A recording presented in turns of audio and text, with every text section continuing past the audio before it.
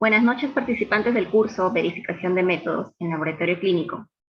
El día de hoy vamos a desarrollar la sesión teórica número 4, a cargo de la bacterióloga Yuri Rodríguez. Adelante, doctora. Diana, muchísimas gracias. A todos ustedes, nuestros participantes, a esta última sesión teórica que tenemos el día de hoy. Muchas gracias por su asistencia. La clase la vamos a dividir en tres partes. La primera vamos a terminar con, digamos que esa sesión 2 de los principales protocolos de verificación en esa primera, digamos que 1, ¿cierto? Que habíamos quedado en todo lo que era la verificación del experimento de linealidad o rango reportable. Luego abordaremos la sesión número 4, donde hablaremos de verificación de métodos 2 y allí vamos a revisar límites bajos, vamos a mirar intervalos biológicos de referencia y transferencia y cómo evaluar el rendimiento de un método a partir de mapas de decisión. Y por último, haremos un resumen de las clases de verificación de métodos. ¿Listo? Entonces, de esta manera es que vamos a tener la clase de hoy. Sus dudas o inquietudes, por favor, nos las hacen llegar mediante la caja de preguntas y respuestas y terminando cada una, digamos que de los apartados, vamos a dar solución a esas preguntas. ¿Listo? Entonces vamos a iniciar, vamos a contar básicamente cómo se determina ese rango reportable del método. Y recuerden que nosotros habíamos dicho que era importante determinar o verificar el rango reportable de un método en el laboratorio, es decir, los resultados de prueba más bajos y más altos que son confiables y que pueden ser reportados. Ustedes saben que los métodos que en este momento están disponibles en el mercado, los fabricantes declaran ese rango reportable, es decir, tanto ese límite inferior como ese límite superior. Sin embargo, es importante que nosotros podamos verificar esta afirmación. ¿Y por qué? Voy a explicarlo acá un poco.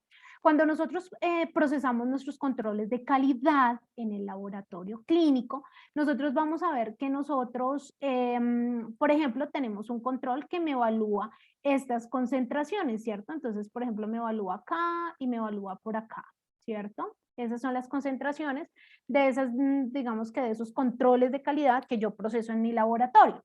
Sin embargo, miren que acá me queda mucho, ¿cierto? Muchos, digamos que vacíos, los cuales yo no estoy verificando, que sería de aquí a acá, de aquí a acá y acá, ¿cierto?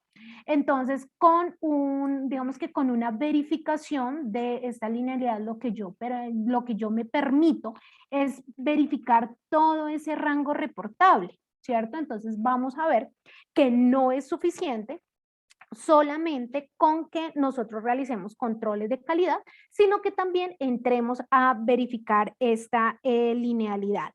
Básicamente, lo que nos dice el doctor Westgard en su libro es que este experimento deberá denominarse como experimento de linealidad. Recordemos que para este experimento de linealidad nosotros debemos, digamos que conocer o debemos tener una serie de muestras de concentración conocida o una serie de diluciones conocidas, las cuales vamos a hacer ciertas réplicas, ya lo vamos a ver, y se van a comparar esas medias de esas réplicas con ese valor asignado. Digamos que el doctor Westgard en su libro nos dice que a pesar de que existen diferentes protocolos, como son los de la CLSI, para nosotros poder verificar ese rango reportable o básicamente hacer ese experimento de linealidad, él dice que básicamente nosotros podemos hacer solamente una inspección visual, que no es necesario sino solamente un gráfico para poder determinar, como ustedes lo están viendo en pantalla, cuando se pierde la linealidad del método, ¿cierto? Y cuando se pierde esa linealidad, pues hacer, digamos que esa medición de esa pérdida de linealidad y poder comparar ahí sí cuantitativamente. Entonces, si un experimento, por ejemplo, si un fabricante me dice a mí que su rango lineal es hasta 500, pues yo ya estoy viendo que acá aproximadamente en 400 se pierde esa linealidad, ¿cierto? Lo importante es que cuando yo trace acá esa línea hacia esa linealidad, ¿cierto? De 500, perdonen aquí a la profesora, de 500, ¿cuánto es esto, cierto? Y si realmente es significativo. Entonces, el doctor Wesker nos dice que básicamente muy pocos experimentos de verificación nosotros podemos hacer cálculos a ojo, por decirlo de esa manera, pero que en el caso de la linealidad con una curva como la que ustedes están viendo en pantalla, pues fácilmente lo podemos realizar.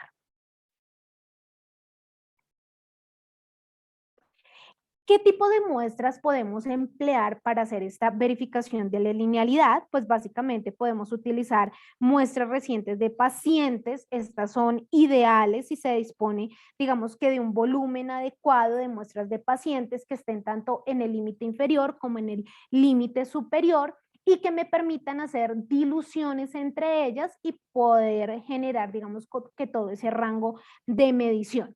Hay otras muestras que son con valores esperados específicos de método. Vamos a ver que nosotros podemos utilizar esas muestras de pacientes, digamos, sí, que tenemos en nuestro laboratorio o comercialmente también venden. ¿Sí? Comercialmente nosotros podemos adquirir kits de linealidad, que una de sus características es que pueden haber de dos tipos.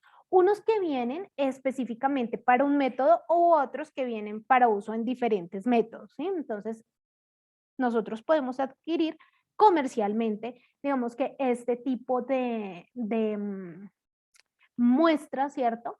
Que vienen muy bien para hacer estos ensayos de linealidad. Entonces ya no tenemos nosotros que entrar a hacer esa búsqueda de muestras de pacientes, empezar a hacer diluciones, sino que realmente pues ya tenemos un kit de linealidad donde hay unos valores esperados y según el método que yo tenga en mi laboratorio para poder verificar. Hay otras muestras que son las muestras sustitutas. Básicamente en las muestras sustitutas lo que nosotros hacemos es añadir el analito que nosotros queremos verificar, al que nosotros queremos verificar esa linealidad, ¿cierto? Entonces nosotros podemos generar estas muestras que se llaman sustitutas o enriquecidas para poder verificar la linealidad. Por ejemplo, cuando nosotros queremos validar la linealidad de un procedimiento que yo he desarrollado en el laboratorio, se sugiere utilizar este tipo de muestras sustitutas porque en ocasiones, digamos que no hay otro tipo de muestras que se puedan emplear para este ejercicio. Entonces, vienen muy bien a utilizar estas muestras sustitutas para todo lo que son los LDTs o todos los test desarrollados en laboratorio. Por otra parte, ¿qué diluyente podemos utilizar para hacer esas diluciones que nos pide el ejercicio de linealidad? Entonces, básicamente podemos utilizar matrices, por ejemplo, suero. Si nosotros estamos utilizando una muestra sérica, podemos utilizar albúminas, podemos utilizar muestras con bajas concentraciones del analito o sueros libres, por ejemplo, si estamos haciendo la linealidad, ¿cierto? Vamos a verificar la linealidad de un fármaco, pues sueros libres de ese fármaco. También se sugiere utilizar el diluyente que traen los fabricantes dentro de los kits para hacer digamos que estas diluciones.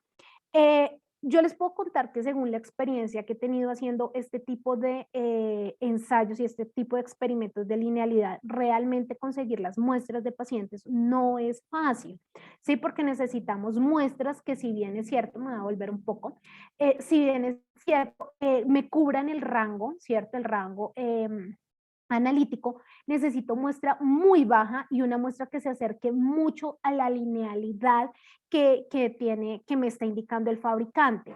Ojo, la muestra no tiene que ser diluida, es decir, yo no puedo decir, por ejemplo, en el ejercicio que estamos viendo en pantalla, yo no puedo decir que la linealidad es 450 porque fue una muestra que diluí, ¿cierto? Y su concentración era 900, pero al diluirla me da 450. Realmente no, digamos que lo que nosotros buscamos es que sean muestras muy cercanas a esa linealidad o a ese límite aquí abajo de cuantificación, pero que realmente estén dentro del rango sin necesidad de yo diluir, Diferente es cuando yo tengo que sustituir, ¿listo? Cuando yo voy a hacer sustituciones es muy fácil tal vez en una química, pero cuando yo voy a empezar a hacer sustituciones en otro tipo de pruebas, ¿cierto? Puedo conllevar a diluciones que no vayan a ser favorables para el analito. Entonces, eso también tiene que ser muy evaluado. Por eso es que en este momento existen kits de linealidad que pueden ser adquiridos. Algo que tenemos que tener en cuenta en las muestras es que cuando usamos muestras, no necesariamente un paciente puede tener elevado todos los parámetros que yo necesito para hacer el ensayo. ¿Sí? Entonces, por ejemplo, yo puedo tener un paciente que tiene elevada la TSH, pero no necesariamente tiene que tener elevada un PSA, por ejemplo, ¿cierto? Entonces yo tendría, o una alfa-fetoproteína, por ejemplo. Entonces yo tendría que empezar a buscar uno a uno esos pacientes. Y ahí es muy importante que nosotros podamos, uno, identificar muy bien al paciente y dos, tener el volumen requerido. ¿Para qué? Para poder hacer las diluciones, ¿sí? Entonces, básicamente, eh, ustedes también han escuchado otros speakers que han hablado acerca de las diluciones equidistantes. Este mismo protocolo es el que el doctor Westgard nos habla en su libro de validación y verificación básica del método. Entonces, ¿qué nos dice? Que yo básicamente voy a tomar una muestra con una concentración cero, ¿cierto? O muy cercana a ese límite inferior, una que tenga, digamos que el máximo potencial, ¿cierto? O el máxima concentración muy cercana a la linealidad y a partir de ellas empiezo a hacer las diluciones, ¿cierto? Entonces, si yo tomo la mitad de esta que tiene concentración 0% y de esta que tiene la máxima concentración 100%, pues tendré una dilución al 50%. O digamos que acá yo tengo 0, 100 miligramos, vamos a hacer así el ejercicio para que nos quede fácil. 0 miligramos y 100 miligramos, pues si pongo mitad de cada una, pues voy a tener una concentración de 50 miligramos. Si igualmente tomo acá la mitad de 0 y la mitad de 25 y de 50 miligramos, pues voy a tener una concentración de 25 miligramos. Y si tomo la mitad de la concentración de 50 y la mitad del volumen de la concentración de 100 miligramos por decilitro, pues tendré una concentración de 75 miligramos. ¿Listo? Entonces, esta es la preparación de las diluciones para poder hacer el ejercicio. ¿Qué ventaja tiene, digamos, que este esquema de diluciones equidistantes? Pues básicamente que se utiliza la misma mezcla volumétrica, ¿sí? Entonces ustedes no van a ver que de uno vaya, digamos que un volumen más alto, que la dilución sea muy difícil de realizar, no. Sin embargo, en mi experiencia les digo que donde ustedes hagan mal la dilución, ya dañaron totalmente todas las diluciones. Si usted hizo mal esta dilución, digamos que tomó mal el volumen, no tiene su pipeta calibrada, tal vez tomó una burbuja, esta dilución que usted va a tener acá va a tener un error. Y de ahí en adelante, pues las demás diluciones también. Y el ejercicio de verificación de la linealidad puede ser, digamos que puede generar un mal desempeño cuando pues realmente no es así. Fue una mala praxis que usted hizo en el momento de hacer las diluciones. El doctor Westgard nos trae dos apartados, uno de ellos respecto al número de mediciones, nos dice que pues el objetivo es que se haga una réplica de 2 o mínimo 3 réplicas en cada una de esas diluciones, ¿cierto? En cada una de esas diluciones. Sin embargo, la EP6 nos dice que recomienda de 2 a 4 réplicas. Recordemos que hace poco ya tenemos la EP6 en su versión 2, en su segunda versión, para quienes quieran de pronto investigar más al respecto. Que es importante también tener en cuenta que para establecer un intervalo lineal, es decir, que para que yo esté haciendo mi ejercicio in-house de desarrollo, ¿cierto? De desarrollo de la prueba, yo necesito hacer de 9 a 11 diluciones, ¿cierto? Y hacer de 2 a 4 réplicas. Para verificar ya el intervalo, digamos que no lo voy a validar, sino lo voy a verificar, pues solamente haré de 5 a 7 diluciones, como lo que les estaba mostrando en esta figura, y puede ser válida solamente 2 réplicas. ¿Qué es lo que sucede o por qué muchos laboratorios se inclinan a hacer 3 réplicas y no 2 réplicas? Básicamente porque 2 réplicas pueden estar una muy alejada de la otra, ¿cierto? Y uno no saber cuál realmente es la que tiene ese buen desempeño. Entonces, generalmente se trabaja en número impar, ¿vale? Respecto al número de niveles, que también tenemos que tenerlo en cuenta, recuerden que siempre vamos a tener esas concentraciones, una muy acercada, digamos que muy cercana a ese límite bajo y otra muy cercana a ese límite alto. Inclusive hay literatura que nos recomienda que digamos, entre ese rango de toda la prueba, recordemos la primera gráfica que les mostré, digamos que durante todo ese rango, acá, digamos que yo tenga aquí, que tenga todo este rango, ¿cierto?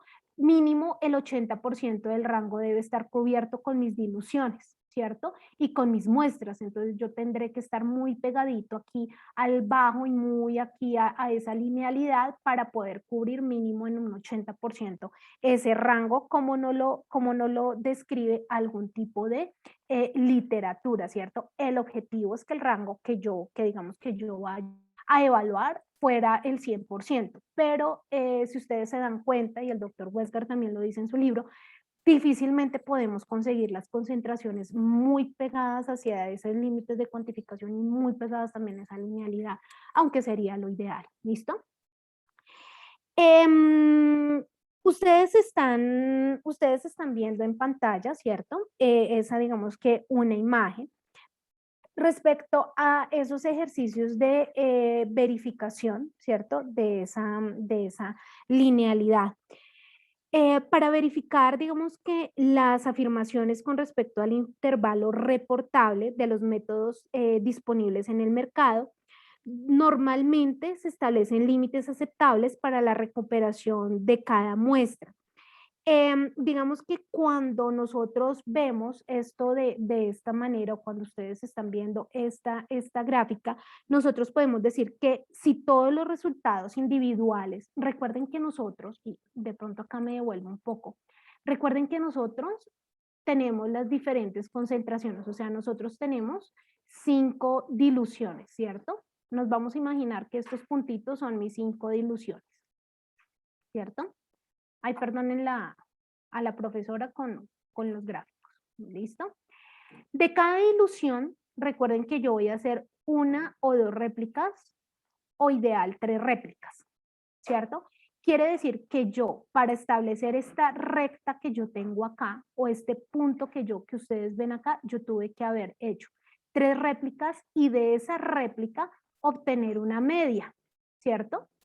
Entonces, esto dependerá digamos que de los software, muchas veces, digamos que cuando usted tiene las 3 réplicas, lo que usted va a ver en el misma concentración, pues usted va a ver una sobre la otra y por eso es que usted solamente ve un punto, pero básicamente ese punto es porque las réplicas o tienen el mismo valor o son muy cercanas, ¿sí? Entonces, por eso es que, digamos, usted puede ver un punto. Cuando, digamos, una réplica se aleja una de la otra, pero pues realmente cuando usted tiene una buena precisión también de esa medición, pues no se van a alejar mucho, ¿sí? O sea, usted cuando vea esto, usted fácilmente se va a dar cuenta que este dato de acá es un error aleatorio, ¿cierto? Fácilmente usted se va a dar cuenta que es un error aleatorio. Sin embargo, cuando usted está, digamos que revisando, voy a borrar esto un momento, cuando usted está revisando digamos que ese ejercicio que hace de la linealidad, los puntitos van a estar muy, muy, muy cercanos, ¿cierto? Entonces por acá va a estar un punto, por acá va a estar el otro, por acá va a estar el otro, ¿listo? Lo mismo pasa por acá va a estar uno, por acá va a estar el otro, por acá va a estar el otro. Entonces, ¿qué es lo que se hace? Trazar una línea que básicamente ajuste todos esos datos, ¿cierto? Eso es lo que se va a hacer, trazar una línea que ajuste todos esos datos, ¿cierto? Entonces, por eso es que ustedes ven esta aquí un poquito ya corrida, porque esa es la línea que ajusta todos los datos.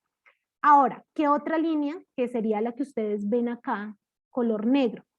¿Qué otra línea debe trazarse? La línea que tendría digamos que el mejor desempeño, ¿cierto? ¿Qué quiere decir? La línea que está punteada de color blanco, ¿vale? Cuando usted compara a simple vista, ¿cierto? Que era lo que nos decía el doctor Westgard, pues usted a simple vista se da cuenta que eso perdió la linealidad. ¿Sí? O sea, usted no tiene que hacer ningún otro cálculo matemático, pero usted ya se da cuenta que la linealidad que tenía que venir acá según la línea punteada, blanca, hasta 500, pues ya no viene, ¿cierto? Algo pasó y se desvió. Lo importante es saber si este sesgo que está aquí, ¿cierto? Que ustedes están viendo aquí, este sesgo que hay acá, si realmente es significativo. Entonces, miren lo que el análisis que se hace acerca de, digamos que de este gráfico. Nos dice que si a 500 miligramos por decilitro, el error aparentemente es 30, ¿cierto? Es decir, nos leyó hasta acá. Permítanme en un momento, voy a borrar todo. Miren que nos leyó hasta acá aproximadamente hasta 470, ¿cierto? Es lo que nos dice, ¿cierto? Quiere decir que hay un error sistemático. Recuerden que la linealidad siempre nos va a evidenciar errores de tipo sistemático. Entonces nos dice que acá el aparente error sistemático es de 30 miligramos por decilitro. ¿Por qué? Porque tenía que leer 500, ¿cierto? Y yo en mi equipo pues leí 470. Quiere decir que son 30 miligramos por decilitro o en porcentaje 6%, ¿cierto? Entonces quiere decir que yo pierdo la linealidad en 470 miligramos por decilitro. Pero si yo me vengo un poco más abajo, él me dice, mire, pero acá acá es donde empieza a perder esa linealidad, ¿cierto? Ahí empieza a perder la linealidad porque realmente no está leyendo 400 miligramos por decilitro, sino está leyendo 390 miligramos por decilitro. Es decir, hay un error del 2.5%. ¿Qué es lo importante en este caso? Entonces, cuando yo tengo estos porcentajes, ¿cierto? Lo que yo voy a mirar es cuál de ellos es el porcentaje más alto, ¿sí? En este caso sería 6%. Ese 6% tendrá que ser menor al 50% de mi requisito de calidad. Recuerdan que lo primero que nosotros teníamos que hacer antes de empezar a verificar métodos era seleccionar el requisito de calidad. Entonces, básicamente, lo que yo busco es que ese sesgo sea menor al 50% del requisito de la calidad. El doctor Huescar también nos dice que cuando nosotros vemos la gráfica, sí, digamos que nosotros podemos establecer nuestro requisito de calidad, voy a borrar acá, permítame en un momento, como un más menos de esa, digamos que de esa curva, ¿cierto? Como un más menos de esa curva. Como si en las líneas rojas que yo acabo de trazar fueran el error total, ¿cierto? Fuera lo máximo que yo me puedo desviar, por decirlo de esa manera. Él nos dice que si todos los puntitos, recuerdan que yo les decía que si todas las mediciones, en este caso, las 3 mediciones que yo hago de cada una de las concentraciones está dentro, pues básicamente yo ya puedo fácilmente decir que ese rango sigamos, yo veo de esas 3 mediciones que una está por fuera, ¿cierto? Pero el promedio de las 3 está graficado dentro. Posiblemente yo puedo, digamos que provisionalmente puede estar verificado. Es ahí cuando yo recurro a esta parte matemática. Entonces, lo que les decía en un inicio, el doctor Huesgar nos dice, si usted ve que la media de los 3 datos y los 3 datos están dentro de ese rango, pues no haga más, ¿sí? Porque usted ya lo ve ahí gráficamente. Pero si usted ve que si la media ya está por fuera, pues ya ahí ya se perdió la linealidad. Pero si usted ve que uno de los 3 datos está por fuera, pues por favor revise ese sesgo, ¿cierto? A ver cómo está, ¿cierto? Y si cumple con su requisito de la calidad, ¿listo? Entonces, eso es lo que nos dice el doctor Westgard en su libro respecto a la verificación. Nosotros también debemos revisar, ¿cierto? Nosotros debemos revisar también, y el doctor Westgard nos habla acerca del rango reportable y la verificación de la calibración. Nos dice que la verificación de la calibración consiste en ensayar materiales de concentración conocida, ¿sí? De la misma manera a la que se someten las muestras de los pacientes para corroborar la calibración del instrumento. Recordemos que algunos requisitos normativos exigen a los laboratorios que cada 6 meses puedan verificar la calibración y, digamos, si hay un cambio, por ejemplo, de reactivos de una pieza importante del equipo, tal vez la verificación de la calibración debe darse con mayor frecuencia. El doctor Westgar en su libro nos dice que aunque el experimento de verificación de la calibración se parece mucho al experimento de rango reportable, hay una diferencia importante y es que el experimento de verificación de la calibración debe utilizar materiales con valores asignados, ¿listo? Que pueden ser una serie de calibradores especiales que el fabricante haya diseñado para verificación de la calibración, ¿cierto? Pueden ser y que estos calibradores se ejecuten como muestras de pacientes desconocidas, ¿cierto? O sea, yo cuando hago un ejercicio de verificación de la calibración, el objetivo es que yo lo pase como si fuese una muestra de paciente, ¿cierto? Y que no conozco, es decir, que no conozco su valor.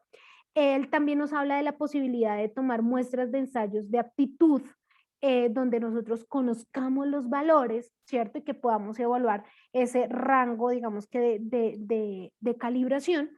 Y básicamente el análisis de los datos es similar al análisis de datos que nosotros realizamos en el caso del rango reportable. ¿Listo? Igualmente, el objetivo es que se realicen las mediciones repetidas. En el mercado, por ejemplo, hay algunos proveedores de kits de linealidad donde no solamente, por ejemplo, a usted le evalúan que efectivamente tenga bien su linealidad, sino que también evalúan la calibración e inclusive con estas muestras hacen controles de calidad externos. Es decir, usted no va a conocer el valor, sino es como un control de calidad externo. Pasa su kit para verificar la calibración y envía los datos. Esos datos se comparan con otros laboratorios que hicieron el mismo ejercicio y después usted obtiene su resultado. ¿Listo? Entonces, digamos que en el mercado encontramos diferentes formas de esta verificación. ¿Listo? ¿Dudas, preguntas o inquietudes hasta acá?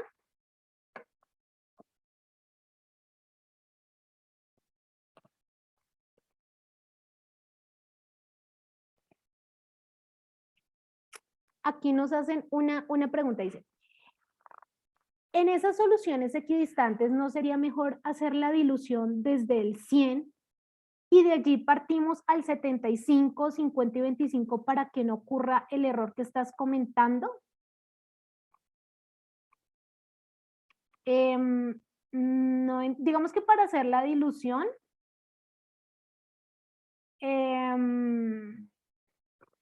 bueno, no sé si entendí la pregunta. Para hacer la dilución, nosotros necesitamos algo que no tenga el procedimiento, o sea, que no tenga el analito, ¿cierto? Una solución que no tenga el analito puede ser una solución fisiológica, puede ser un suero que no tenga el analito o que tenga una concentración muy baja. Y a partir de él empiezas a hacer la dilución. No sé si te refieres, ya, lo que pasa es, ya entendí. Lo que pasa es que la solución equidistante tiene su nombre de equidistante porque tiene, digamos que tú partes de un 0 a un 50 y de un 100 a un 50%, ¿sí? Entonces hay ese rango equidistante, o sea, siempre vas a partir de eso. Cuando no hacemos esa solución, esa dilución equidistante, no, digamos que no estaríamos respetando el protocolo, porque tú estarías partiendo de aplicar más suero o más solución del 0% y menos del 100% para llegar al 75%. Eso es lo que entiende la pregunta. Entonces ya no sería una dilución equidistante. ¿Listo? ¿Qué es lo que nos dice la EP6 y digamos que qué es lo que nos dice el doctor Westgan en su libro básicamente? Que pues la idea es utilizar estas diluciones equidistantes para evitar inclusive más errores. ¿Listo?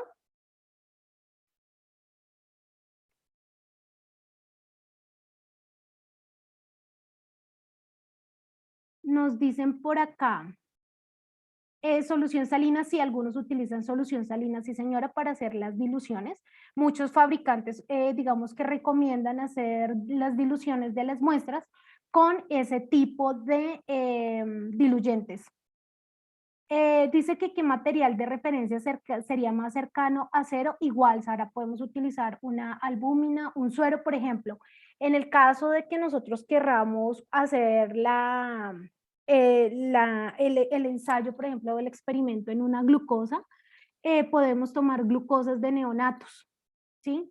No son cero, pero sí están muy, digamos que están muy bajas y serviría y vendría muy bien para nosotros hacer diluciones con esas concentraciones altas de glucosa.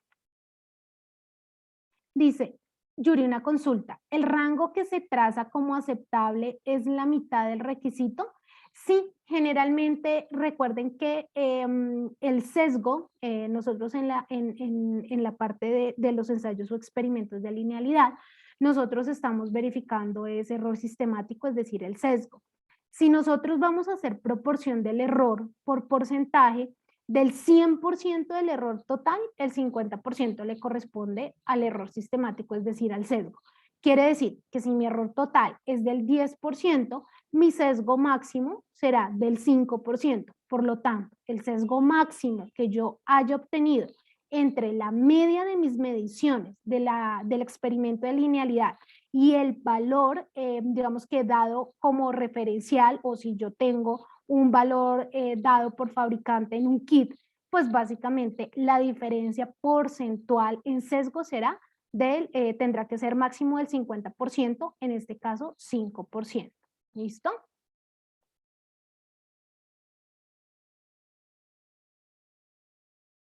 Un suero con... listo. Acá Sara me dice ya que, como mencionó, es casi imposible encontrar un suero con una concentración alta, para este caso una concentración baja. Lo que te decía, ¿cierto? Que podemos utilizar las soluciones. Sí, puede ser un paciente que tenga glicemias en valores extremos o que haga picos de hipoglicemia o de hiperglicemia. Lo que dice Marta es muy cierto, uno puede identificar este tipo de pacientes. Sin embargo, recuerden que nosotros no podemos, digamos que libremente emplear los sueros de los pacientes para hacer estudios clínicos sin que ellos sepan, ¿cierto? Por ejemplo, acá en Colombia nosotros no lo podemos hacer. Entonces sí es importante que si vamos a identificar este tipo de pacientes, aplicar un consentimiento informado, revisar si el paciente quiere participar y quiere hacer, digamos, que ese tipo de donaciones al laboratorio podría realizarse. Dice, definición de rango reportable. Creo que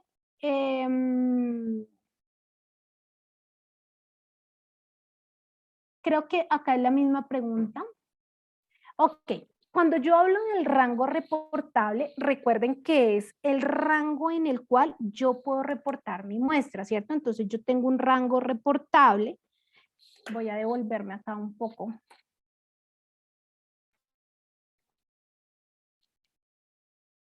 Acá.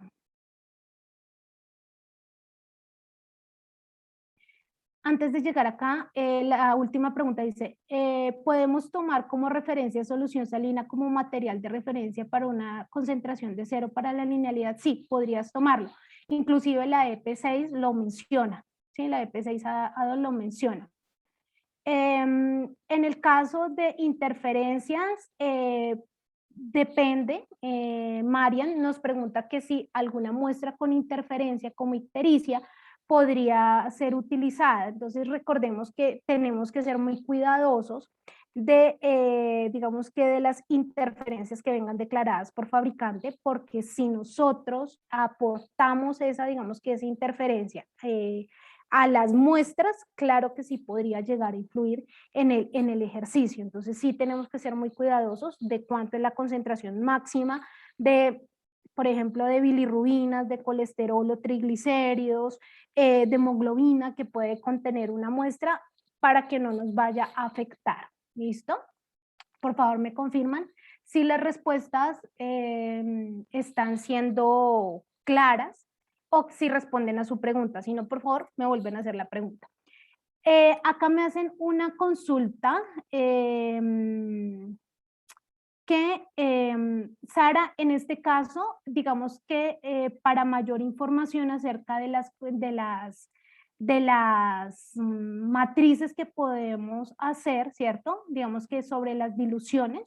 Entonces, equidistantes, básicamente, lo que yo les decía, una concentración de 0, una concentración de 100, ¿cierto? Por ejemplo, yo voy a decir que acá no tengo analito, acá tengo el 100% o el máximo, digamos que mi linealidad va hasta 100, entonces yo tengo una concentración de 100. Luego de esas diluciones empiezo a tomar la mitad, ¿cierto? Miren acá, por acá por arriba, empiezo a tomar la mitad, regálame un segundo, tomamos la mitad de ese 100, que es lo máximo, y de ese 0, que es lo mínimo, y lograría una concentración al 50%, o en este caso digamos que estamos trabajando 50 miligramos por decilitro, y luego hago igual lo mismo. La mitad de la de 50, partes iguales, y la mitad acá iría del 0, ¿cierto? Entonces, por ejemplo, si yo tengo acá 1000 microlitros, ¿cierto? 1000 microlitros de 100 y 1000 microlitros de 0, pues 500 microlitros de 0 van para acá, 500 microlitros de 100 irían para acá y generaría acá una concentración de 50 miligramos decilitro con un volumen de 500, ¿cierto? De 1000, perdón, porque saqué 500 y 500. Entonces de acá, digamos, yo voy a tomar 250 microlitros para acá, 250 microlitros para acá y ya tendré una concentración de 25, ¿cierto? Y acá lo mismo, pasaré 250 microlitros hacia acá, 250 microlitros hacia acá y tendré una concentración de 75. En ese orden de ideas todas me quedaron de 250 microlitros. Por eso es que es tan importante el volumen, ¿sí? Porque recuerden que cada una de ellas ustedes van a emplearla para hacer la siguiente dilución y aparte de eso cada una deben procesarla por triplicado, ¿listo? Entonces, por eso es importante el volumen, ¿vale? Si quieren más información al respecto, pueden buscar dentro de la EP6A2 o dentro del libro. En el libro, digamos que nos explican paso a paso cómo hacer estas diluciones. ¿Listo?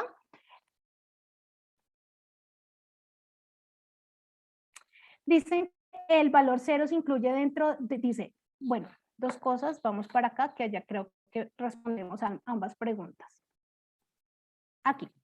Entonces, digamos que cuando nosotros tenemos el rango reportable, es en el rango en el cual usted puede llegar a reportar ese procedimiento de medida, ¿cierto? Entonces usted puede llegar a reportar el procedimiento de medida, digamos, de 10 a 100, de 10 a 500, ¿listo? La primera pregunta es la siguiente. ¿Cuándo hago verificación de la calibración y cuándo hago verificación de intervalo reportable? Entonces, verificación de la calibración, digamos que ninguna de las dos es obligatoria, partamos de ese hecho, a menos de que la normativa se lo exija, a menos, digamos, que usted quiera una 15189, tendrá que hacer intervalo reportable o linealidad, ¿cierto? Digamos que la linealidad, ¿cierto? Va hasta lo máximo, ¿cierto? Recuerden que el rango de linealidad, la linealidad o ese rango reportable es el límite superior, ¿cierto? Ese es el límite superior. 0 vendría a ser el límite inferior o los límites bajos, ¿cierto?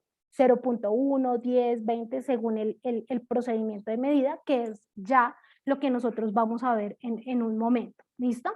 Entonces, la verificación de la calibración, hay normativas que lo exigen y en este caso, digamos que tú vas a verificar que efectivamente tu calibración haya dado un buen, digamos que tenga un buen resultado. En el caso del intervalo reportable, lo que tú estás verificando no es acá, digamos que esto te haya quedado bien calibrado, sino lo que tú estás verificando es acá, el límite superior. ¿Sí? Recuerden que en el libro lo denominan rango reportable, pero básicamente es esa verificación de la linealidad, es decir, de lo máximo que tú puedes llegar a tener, ¿cierto? De lo máximo que tú puedes llegar a reportar.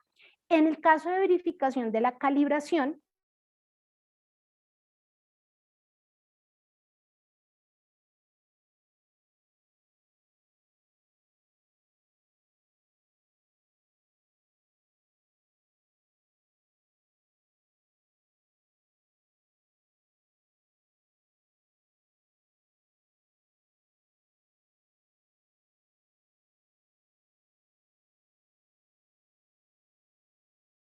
de la calibración, ok, que hayan sido testeadas por el mismo laboratorio. ¿Listo? Es básicamente esa la diferencia, no sé si quedó claro, ¿vale?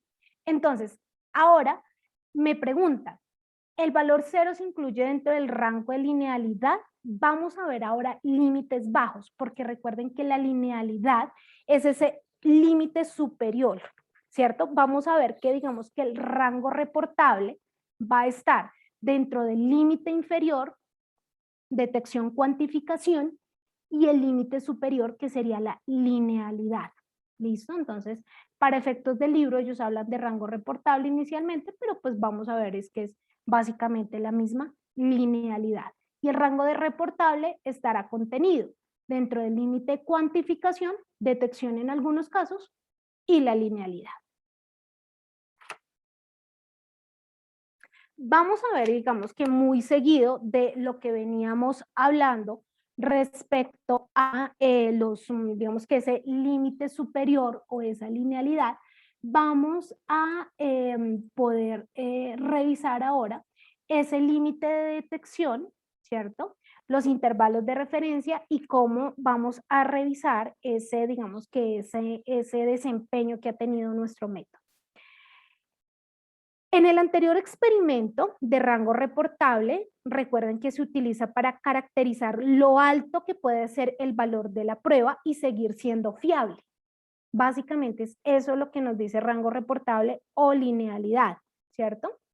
Sin embargo, nosotros también tenemos que hacer verificación de ese nivel mínimo que nosotros podemos medir.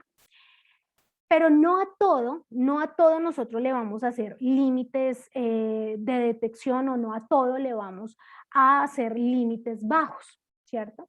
Vamos a ver que el límite de, como tal, de detección tiene por objeto estimar la concentración más baja de un analito que pueda medirse. ¿Listo? Entonces vamos a ver que nosotros tenemos tres límites bajos, un límite blanco, un límite de detección o un límite de cuantificación. El límite de detección también es conocido como sensibilidad analítica y el límite de cuantificación también es conocida como sensibilidad funcional. ¿Listo? Ustedes van a ver que generalmente el límite de detección y cuantificación en muchos es diferente, en muchos fabricantes, pero en ocasiones puede llegar a ser el mismo límite, ¿vale? Entonces, básicamente, ¿qué es un límite blanco? Un límite blanco es digamos que es una muestra, ¿cierto? Pongámoslo así, es una muestra que tiene una baja concentración de analito que no es de interés desde el punto de vista clínico de ese analito, ¿cierto? Muchos a veces dicen que es como si usted llegara y colocara solución salina y le dijera al equipo que le lea glucosa en esa solución salina, ¿cierto? Entonces, básicamente, pues él va a hacer un tipo de mediciones, pero pues esas concentraciones que va a arrojar ese experimento, pues realmente no son de significado clínico, ¿cierto? El límite blanco, cuando nosotros hacemos límites blanco, básicamente se hacen réplicas, pueden ser 10 o 20 réplicas, y se comparan frente a lo que nos dice el fabricante, ¿listo? Esa es una manera en el cual podemos nosotros hacer. El límite de detección es la mínima cantidad que ese procedimiento de medida logra identificar o detectar, digamos que logra detectar de ese analito sin ser preciso, ¿cierto? Sin ser preciso. Y el límite de cuantificación es la menor cantidad que ese procedimiento de medida logra identificar siendo preciso. Generalmente se habla de que el límite de detección tiene una precisión o un coeficiente de variación superior al 20% y el límite de cuantificación tiene una precisión o un coeficiente de variación menor al 20%. Entonces, ustedes van a ver que siempre se cumple esta relación, que el límite blanco es menor al límite de detección y este a su vez es menor que el límite de cuantificación. ¿Listo? Como les decía, en algunos casos el límite de detección y el límite de cuantificación pueden llegar a ser el mismo. ¿En qué procedimientos de medida nosotros estudiamos los límites bajos? Como les decía, digamos que en un colesterol, en una glucosa, en unos triglicéridos, pues realmente no es importante. Ahí sí es importante la linealidad. Digamos, en una glucosa es de alto impacto la linealidad, en un colesterol es de alto impacto la linealidad, en unos triglicéridos es de alto impacto la linealidad, pero no un límite bajo. ¿En qué procedimientos generalmente se emplean? En todo lo que son las drogas forenses y terapéuticas, en la TSH, en marcadores tumorales, por ejemplo, el PSA, y en carga viral, por ejemplo, para el HIV. Recuerden que siempre que las concentraciones bajas que nosotros informemos sean clínicamente relevantes, es extremadamente importante estudiar los límites bajos. ¿Listo? Entonces, en este caso es muy importante poder estudiar esos límites bajos. Por ejemplo, algunos también en la beta HCG también realizan límites bajos. Entonces, básicamente, lo que el doctor Westgard nos propone para hacer digamos que este estudio de verificación es analizar dos tipos diferentes de muestras. Una muestra que es llamada en blanco, que tiene una concentración de analito de interés igual a 0, y la segunda, que es una muestra enriquecida, que tiene una baja concentración del analito de interés. Quiere decir que esa concentración o esa muestra enriquecida, recuerden que es, digamos, cuando yo añado un poco digamos que de la concentración del analito que yo quiero identificar y la logro dejar muy cercana a ese límite de cuantificación que me está solicitando, digamos que el fabricante me está diciendo, ¿cierto? En su inserto. Entonces yo parto de una solución en blanco. Recuerden que lo ideal de esta muestra blanco es que sea la misma matriz de muestra de paciente, sería lo ideal. Sin embargo, pues aquí también podemos utilizar el estándar o calibrador 0, ¿cierto? Que nos traen las casas comerciales. La muestra enriquecida, como les decía, es una cantidad de analito que fue añadida a la muestra blanco y de ahí salió, digamos que esa muestra enriquecida para verificar ese límite de detección, ¿cierto? Que necesito realizar. Básicamente, se van a hacer mediciones por replicado, ¿cierto? Esto es un ejercicio, como nos decía el doctor Westgard, es un ejercicio de réplica. En el caso de la muestra hacerse bajo condiciones de repetibilidad, es decir, en un mismo momento. En el caso de la muestra enriquecida, digamos que lo que él nos propone es que podamos utilizar aproximadamente 5 días para poder obtener los datos. ¿Cuántos datos debemos obtener de cada una de estas muestras? Pues básicamente debemos obtener 20 datos de cada una de estas muestras para poder hacer el ejercicio. ¿Qué debemos calcular de cada una de ellas? Pues básicamente debemos calcular la media y el desvío estándar. Y con base a ese promedio y ese desvío estándar es que nosotros vamos a generar, como ustedes se dan cuenta, estos análisis estadísticos para el límite blanco, para el límite de detección y para el límite de cuantificación.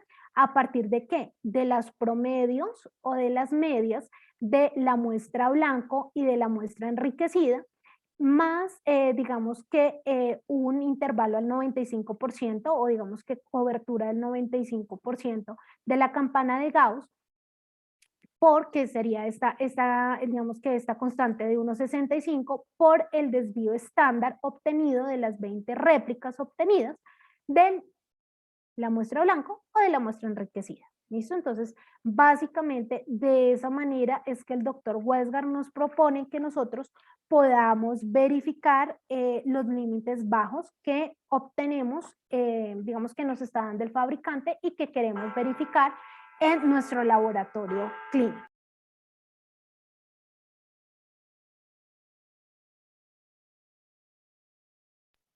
Recuerden que los límites que nosotros estamos obteniendo a partir de estas réplicas de la muestra blanco y de la muestra enriquecida, nos van digamos que calculamos ese límite de nuestro ejercicio, de nuestro experimento, y lo vamos a comparar frente a lo que nos dice el fabricante en su inserto. ¿Listo?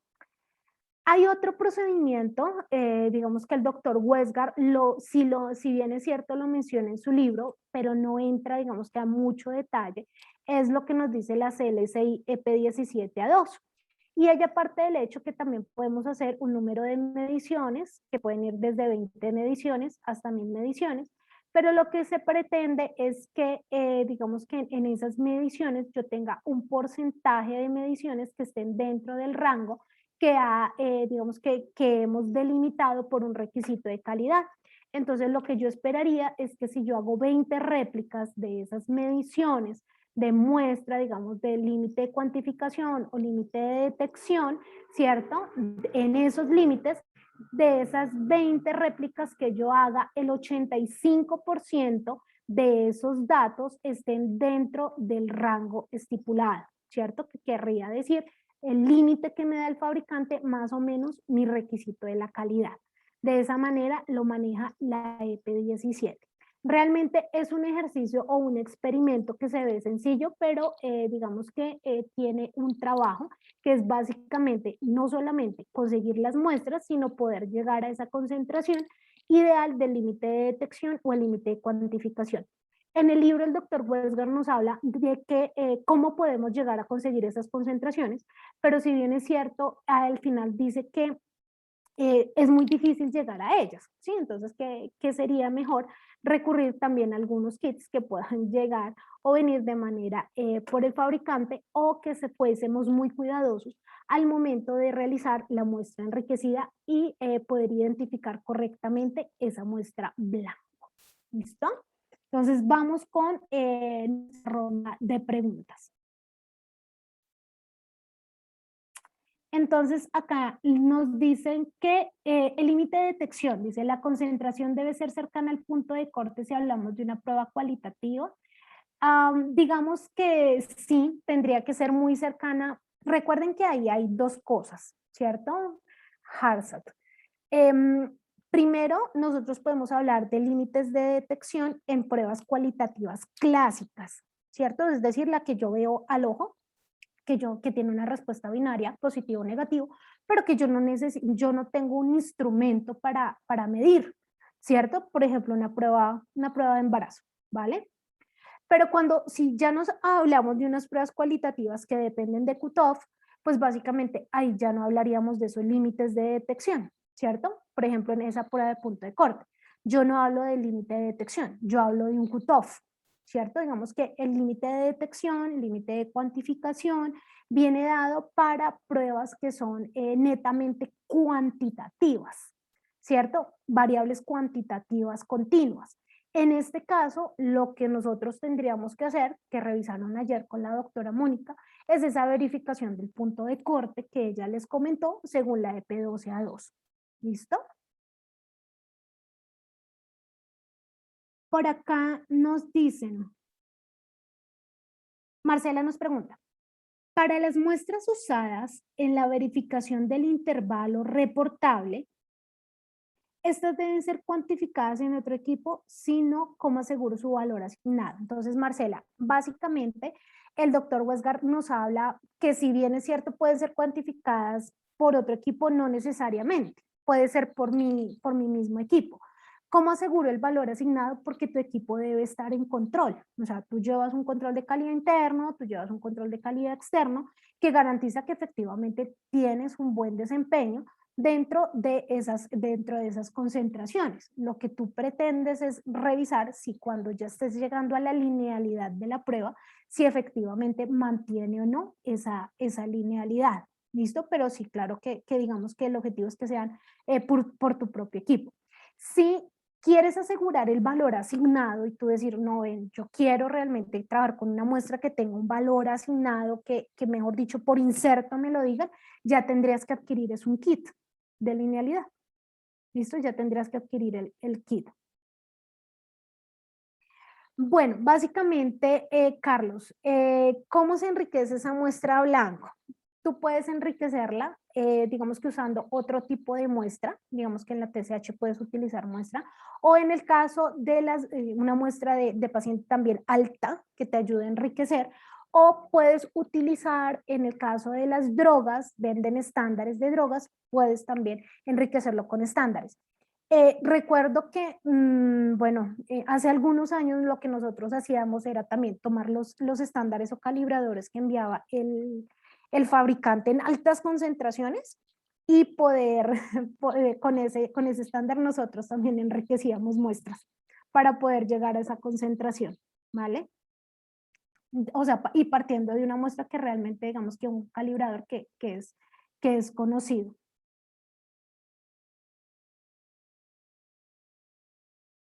Listo. Por acá nos dicen, listo, que gracias. ¿Alguna duda o pregunta antes de continuar con el siguiente tema?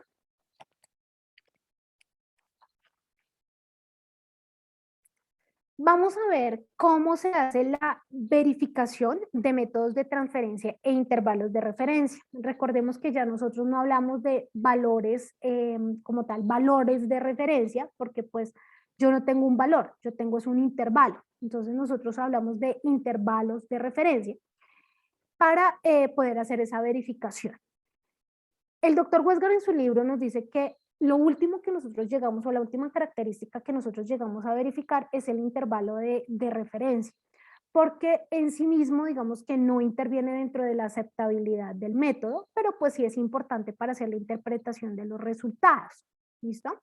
Entonces, por eso es que luego de que nosotros hemos verificado toda la precisión, hemos verificado la veracidad, hemos hecho relevancias clínicas, límites de cuantificación, detección, linealidad, pues ya teniendo todo este panorama de este desempeño, pues vamos ahí sí a verificar este intervalo de referencia.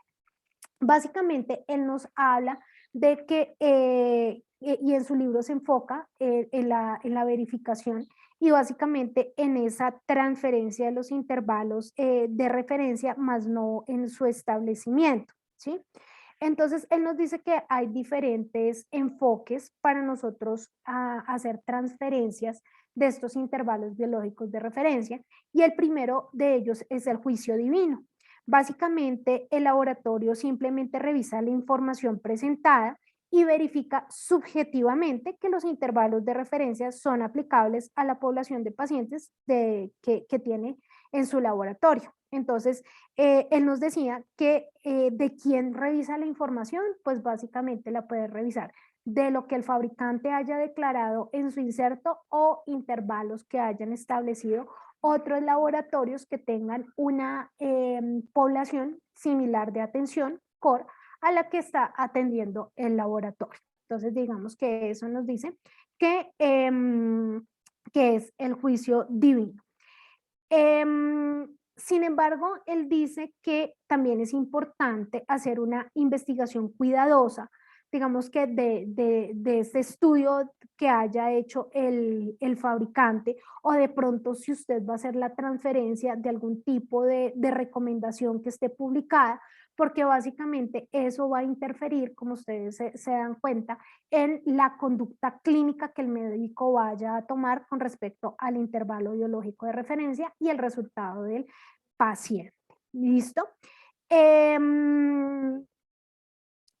También nos dice que muchas veces este juicio divino es empleado, por ejemplo, en poblaciones pediátricas, donde verificar un intervalo biológico de referencia en los niños es difícil y muchas veces ni siquiera viene dado por fabricante. Entonces, que puede ser empleado hacer transferencia de otros laboratorios que manejen mi misma metodología, que manejen una población core similar, pero ser muy cuidadoso en el momento de hacer esa, digamos que esa transferencia. Yo siempre les he dicho y siempre lo recalcaré, uno de los principales actores en la verificación de métodos analíticos es el médico.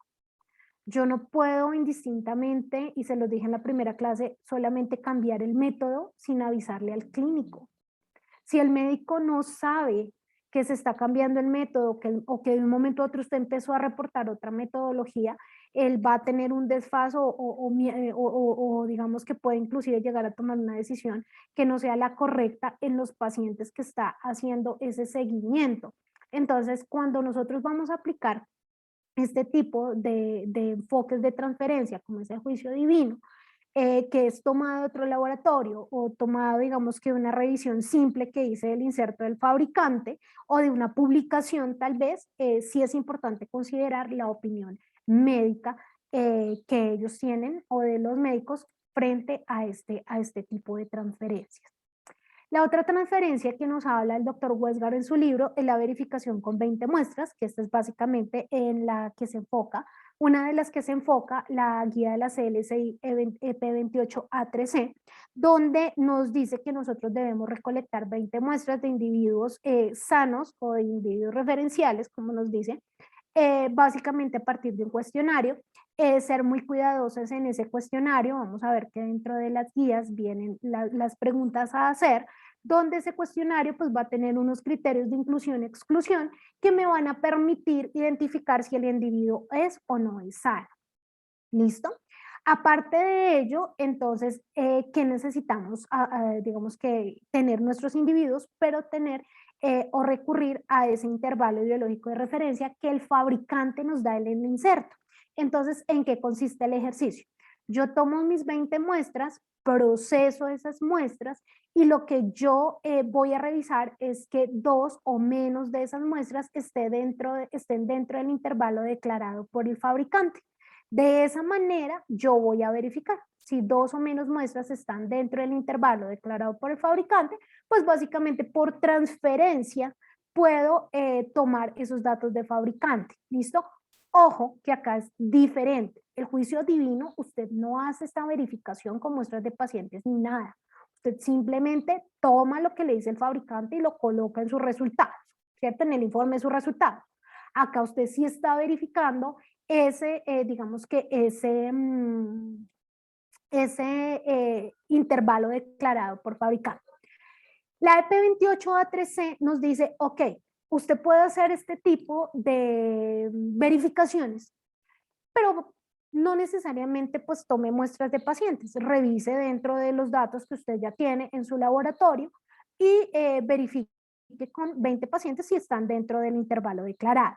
En este caso, digamos que esta revisión también podría realizarse, la guía lo describe, sin embargo, pues debe tenerse en cuenta que no se hizo, digamos que una verificación, una entrevista donde efectivamente se clasificara el paciente como sano. ¿Listo? El otro enfoque de transferencia que nos da a considerar el doctor Westgard en su libro es el cálculo de un método comparativo. Básicamente esta es la transferencia por un cálculo en una regresión lineal, ¿listo? Donde vamos a tener los resultados del método comparativo y los resultados del método a prueba. Aquí puede venirnos muy bien usar la comparación de métodos y la regresión lineal que empleamos en la guía de la EP9. Recuerdan que nosotros de acá obteníamos pendiente, intercepto y coeficiente de correlación y el sesgo, y básicamente lo que vamos a hacer es revisar cuánto es el sesgo que hay entre un método y otro, y si, digamos, es despreciable, pues se podrían dejar los mismos intervalos que nosotros ya tenemos del método anterior. Esto cuando se emplea o cuando se hace mucho este cálculo de método comparativo. Cuando usted tiene un método, ¿cierto? Que ya ha hecho esta verificación, por ejemplo, ya está dentro del intervalo declarado por el fabricante, hace su comparación de métodos y hay una muy buena correlación. Entonces, por transferencia, ¿usted qué hace? Tomar los intervalos de referencia del método comparativo y ponerlo en su nuevo método.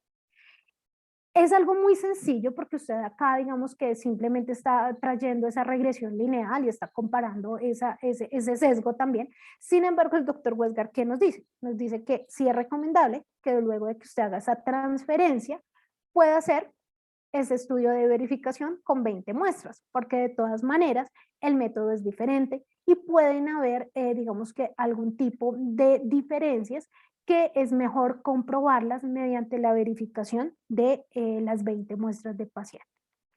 Entonces, ¿qué hacer? Recuerden que en el caso de que las pruebas tengan, digamos que unos intervalos de referencia muy bien definidos, pues básicamente yo puedo utilizar el cálculo de método comparativo, ¿cierto? Si yo en mi método que estoy utilizando en este momento hice súper juiciosa el ejercicio de tomar las 20 muestras, de establecer, ¿cierto? No de establecer, de verificar ese intervalo que el fabricante me decía, pues simplemente haga un cálculo de método comparativo y colóquelo en el nuevo método. Si lo va a hacer, pues lo importante es que lo verifique posteriormente con el enfoque de 20 muestras. También supongamos es recomendable que usted está, digamos que está entrando a este método y usted no quiere hacer ese cálculo comparativo, o cuando hizo el cálculo comparativo efectivamente no es un sesgo despreciable, si cambia en algo, entonces pues básicamente haga su enfoque de 20 muestras. Y si usted realmente hace una revisión concienzuda de estas, digamos que de lo que le está diciendo el fabricante en el inserto, tal vez pidió mayor información para ver cómo estableció esos intervalos biológicos de referencia, pudo revisar el estudio que ellos hicieron en la validación de métodos, tal vez usted está usando la transferencia por transferencia de otro laboratorio, pero ha tenido la posibilidad de corroborarlo, pues utilice el juicio divino, ¿sí? Entonces, el doctor Westgar en su libro sí nos dice que quien define qué hacer, pues es la persona director de calidad, ¿cierto? O el director del laboratorio, quien define qué va a hacer con, digamos, con estas tres posibilidades que hay de realizar la transferencia de los intervalos biológicos de referencia. En el libro también nos hace, digamos que nos muestra la validación de métodos utilizando 120 muestras o 60 muestras de pacientes. ¿Listo? Entonces, ahí él nos da esas, digamos que esos tips para esas validaciones, ¿vale? Marcela nos pregunta, ¿cuál es el sesgo máximo para el método de cálculo comparativo? Lo mismo, Marcela, el 50% del requisito de la calidad. Sí, es lo máximo que yo me puedo llegar a sesgar. Y ojo, ¿por qué? Porque, y muy importante tu pregunta, Marcela, porque en el cálculo comparativo, uno, yo debo verificar ese sesgo, ¿cierto? Pero dos, yo debo verificar que no hayan errores sistemáticos tipo proporcionales o errores sistemáticos tipo constantes, ¿cierto? Entonces, si bien es cierto, yo voy a calcular el sesgo en porcentaje, yo tengo que verificar que pendiente e intercepto también tengan un buen desempeño y estén dentro del intervalo de confianza o de los rangos que se han establecido para su cumplimiento. ¿Listo? En ese momento, cuando yo tengo todo eso, digamos, muy bien definido, pues puedo hacer el cálculo de un método comparativo. Donde también es muy fácil de pronto hacer este cálculo cuando no hay cambio de método, pero sí hay cambio de equipo. ¿Cierto? Entonces muchos dicen, o digamos que me cambiaron el equipo, el método es el mismo, pero digamos que es una versión superior. Yo pasé de tener el equipo que era XYZ 500 a XYZ 750. La diferencia es el método, no, el método es el mismo, pero es que en 750 ya me permite procesar mayor cantidad de muestras, es más rápido, sí, pero el método no cambia. ¿Sí? Entonces, en ese caso también puedo utilizar el cálculo de un método comparativo, en ese tipo de comparaciones, ¿cierto? Y cuando ingresa ese nuevo equipo donde no hay cambio de método, sino es el cambio netamente de una versión mejorada de ese equipo. ¿Listo? ¿Alguna otra pregunta antes de continuar con el siguiente tema?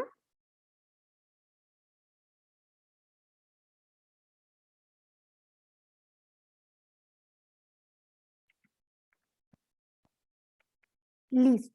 Ya para terminar, el doctor Westgard nos dice que nosotros debemos evaluar el rendimiento de un método. ¿Listo? Entonces,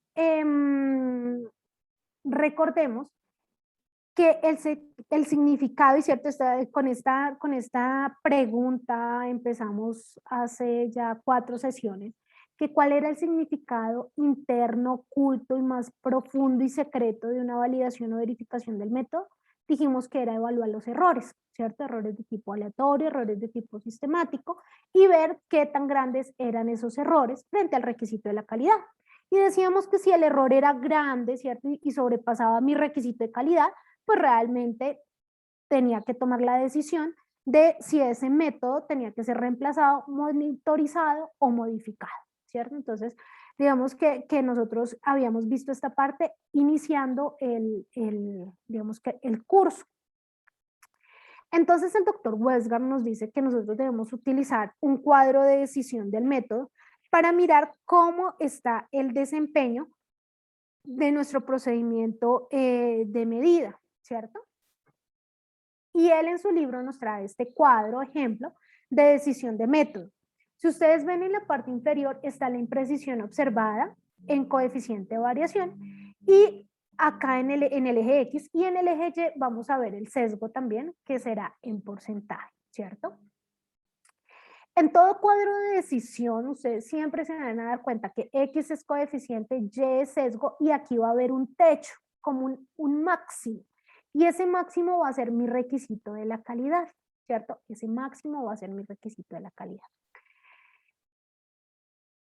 Ese requisito de la calidad, ustedes lo van a dividir en 2, en 3, en 4, en 5 y en 6, ¿cierto? Entonces ustedes por eso ven que 10 dividido en 2, ¿cierto? En 3, en 4, en 5 y en 6, ¿cierto? Entonces acá me da esos, digamos que ese 10. 10 es un requisito de calidad que puede ser de cualquier procedimiento de medida que yo quiera evaluar, ¿vale?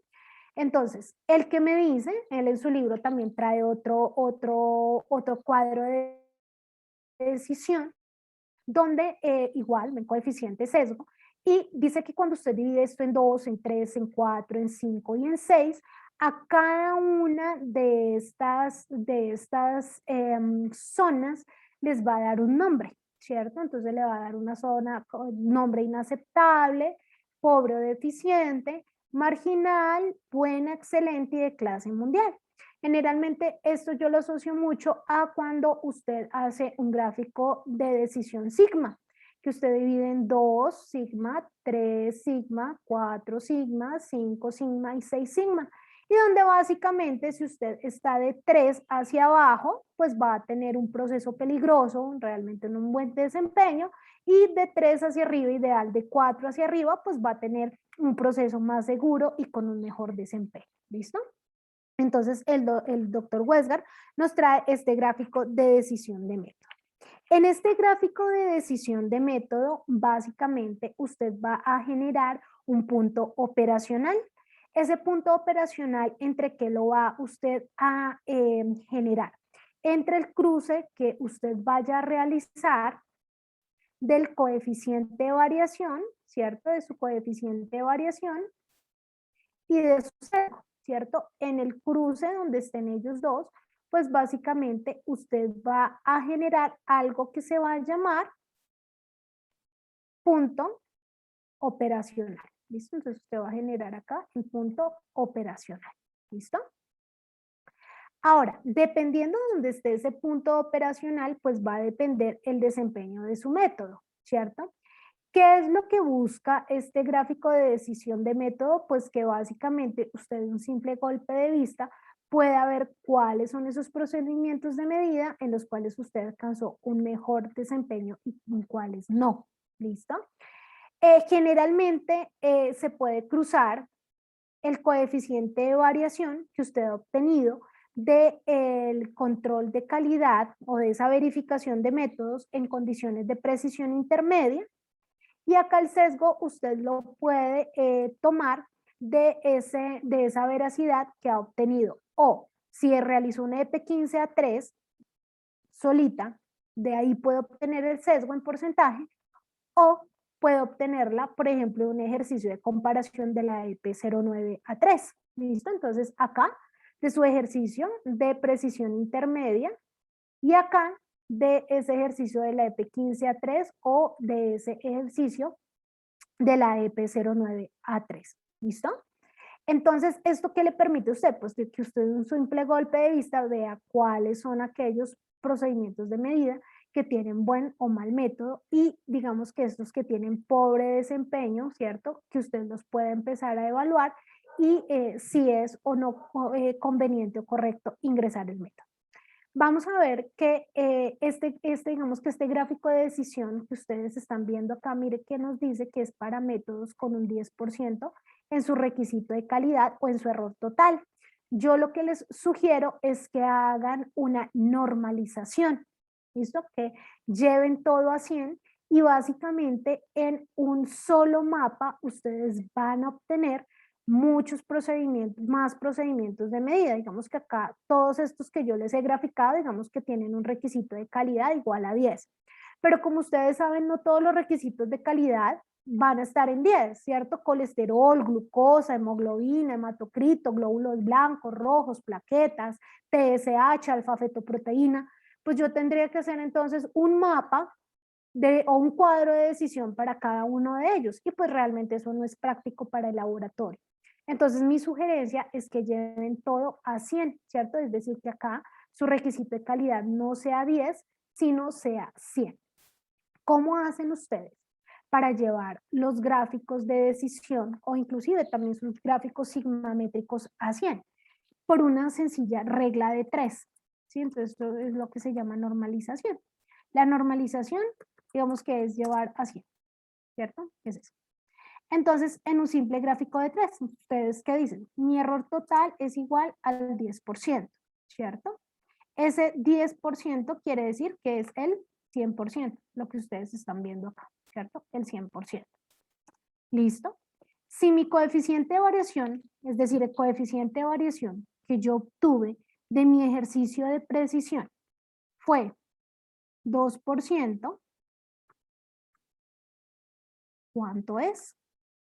Y si mi sesgo de mi ejercicio de veracidad que hice fue igual a 3%, en ese 100%, ¿cuánto es?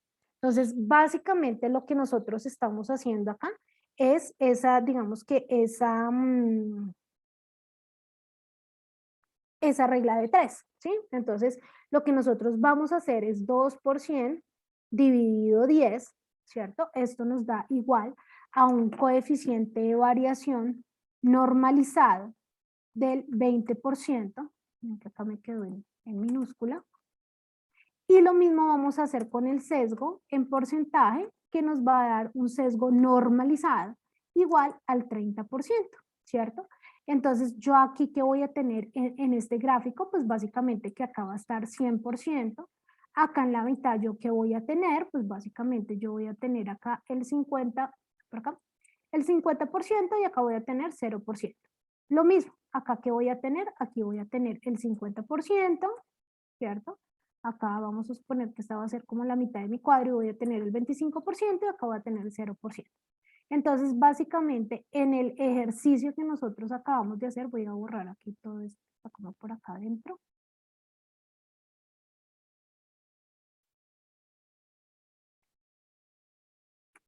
¿Listo?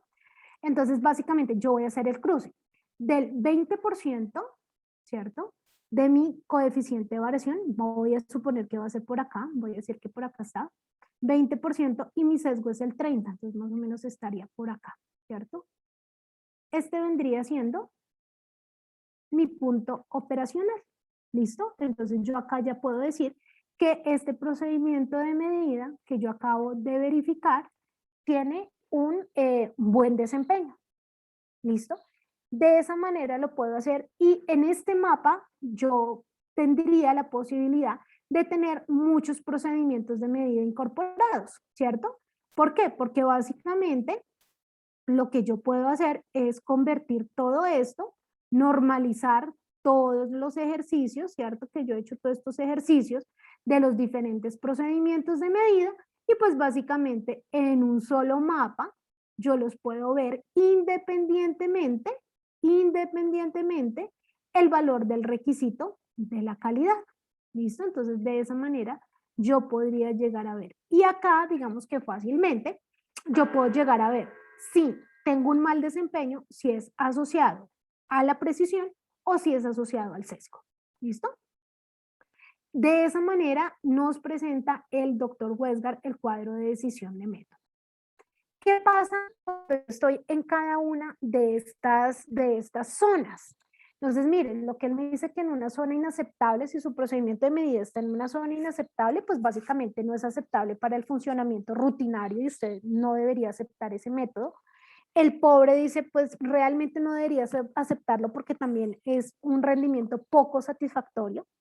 En una, digamos que en un procedimiento con un desempeño marginal, dice la calidad sería una muy buena calidad si todo estuviera estable, si todo funcionara perfecto, ¿sí? Y nos dice que es importante en estos procedimientos de medida utilizar de 4 a 8 controles, miren acá el marginal, ¿cierto? Utilizar de 4 a 8 controles y intentar no hacer una alta rotación del personal y que el personal que esté dentro del área pues sea un personal que esté capacitado. Y que aparte de esto tengo que monitorizar cuidadosamente los resultados de los pacientes. Podemos tener también un desempeño bueno, que quiere decir que cumple con los requisitos de calidad, que necesariamente yo puedo tener 2 a 4 controles para hacer mis procedimientos, listo, para poder revisar el desempeño, verificar el desempeño del procedimiento de medida a lo largo del tiempo, pero que necesitaría aquí tener multireglas. Y en el caso de que yo tenga categorías excelentes o de clase mundial, pues básicamente necesitaría una o dos mediciones de control de calidad y podría tener no multireglas, sino monorreglas. En el caso de excelente, con límites de 2, 5 a 3 desvíos estándar. Y en el caso de clase mundial, o lo que nosotros conocemos con 6 sigma, una monorregla que esté entre 3 y 3.5 desvíos estándar. ¿Listo? Entonces, de esta manera es que nosotros podemos obtener a partir de la verificación de métodos nuestro cuadro de decisión y ver cómo se comportó nuestro procedimiento de medida.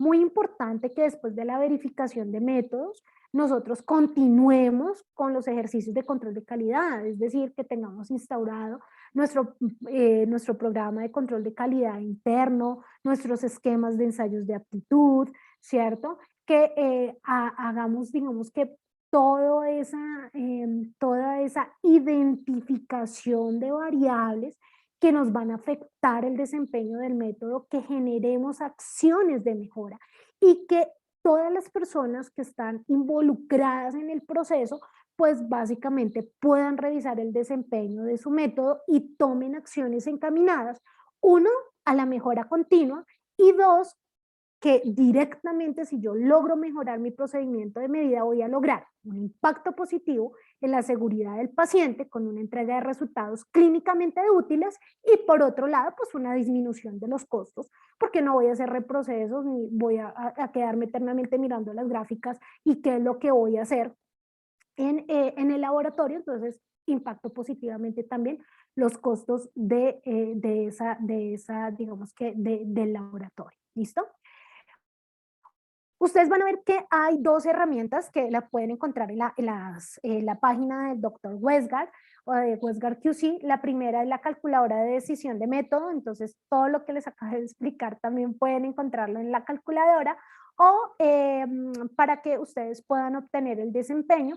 O también hay un cuadro de decisión de método automatizado en una hoja de cálculo Excel que ustedes pueden ingresar a la página de Westgard y pueden descargarla, ¿sí? Entonces es muy sencillo, lo pueden hacer y pues básicamente son herramientas gratuitas que nos trae el doctor Westgard para optimizar no solamente nuestras verificaciones, sino realmente nuestros procedimientos de este tipo de mediciones y análisis estadísticos en nuestro laboratorio. ¿Listo? Entonces allí lo pueden encontrar. Aquí hemos terminado digamos que esta segunda parte de nuestra charla del día de hoy. Agradecerles, ¿sí?, a ILC por esta invitación, no solamente a ser parte de la traducción del libro, a la revisión del libro, sino también a dar estas conferencias. Vamos con una ronda de preguntas, ¿listo? Y luego vamos rápidamente a hacer un resumen de todas las clases que hemos visto, de todos los protocolos que vimos. Vamos a hacer un rápido resumen de verificación de métodos. Terminamos con una ronda de preguntas y posteriormente vendrá una intervención de Diana, que nos acompaña del Instituto de Estandarización en Laboratorio Clínico del Perú. ¿Listo? Entonces, vamos con las preguntas. La primera nos dice: hay algunas pruebas en que las sociedades internacionales proponen intervalos de referencia para la interpretación. ¿Se pueden transferir estos intervalos? Entrarían en juicio divino, ¿sí? Esa modalidad entraría en juicio divino y realmente tendríamos que hacer un estudio muy concienzudo de si efectivamente esos intervalos biológicos de referencia propuestos por las sociedades internacionales pueden llegar a aplicar a mi población, ¿cierto?, que yo atiendo, y poder hacer esa transferencia. Pero entraría en lo que el doctor Westgar nos habla del juicio divino. Por acá Marcela nos dice: las guías de la CLCI que nos han citado no las pueden compartir. Marcela, ya tendrías que hablar con el Instituto de Estandarización, el Laboratorio Clínico del Perú. Lo que les decía la vez pasada, ustedes pueden entrar a la página de la CLCI. Por pandemia hay algunas guías que están gratuitas. De resto, tienen un costo para no miembros de $180 aproximadamente. También, ¿qué puedes hacer? Por ejemplo, adquirir el libro, que en el libro vienen también los apartados importantes, digamos, de las guías de la CLCI y la descripción paso a paso de los protocolos de verificación de métodos que propone el doctor Westgar.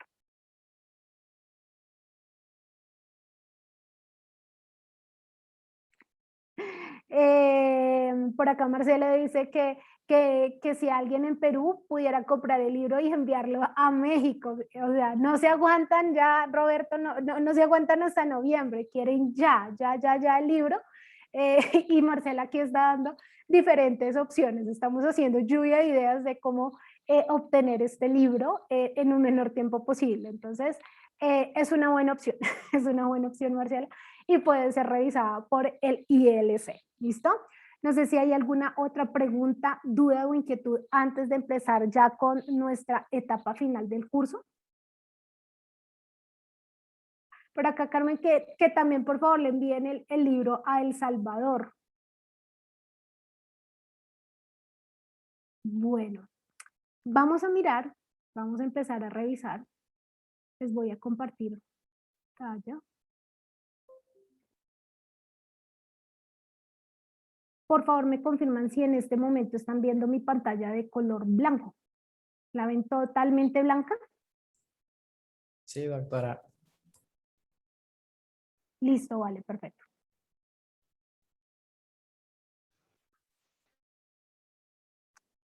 Entonces vamos a hacer el resumen de nuestro curso de verificación de métodos para el laboratorio clínico. ¿Listo? Cuando yo termine, ustedes pueden o ir escribiendo o cuando yo termine recuerden que esto va a quedar en el video. Sin embargo, cuando yo termine, porque esta parte sí no está en mi PPT, no está porque pues digamos que la idea es construirlo con ustedes. Pueden tomarle un print y no pueden también tomar foto o igual va a quedar en el video. ¿Listo? Recordemos que cuando nosotros empezamos a hablar de verificación de métodos, el doctor Westgar nos decía que el sentido de hacer una verificación de métodos era evaluar los errores, ¿cierto? Evaluar los errores. Y vimos que nosotros teníamos unos errores de tipo aleatorio que iban asociados a la precisión de la medición. Acá la profesora se equivocó. A la precisión de la medición y otros errores que eran de tipo sistemático, ¿cierto? Que iban hacia esa veracidad de la medición, ¿vale?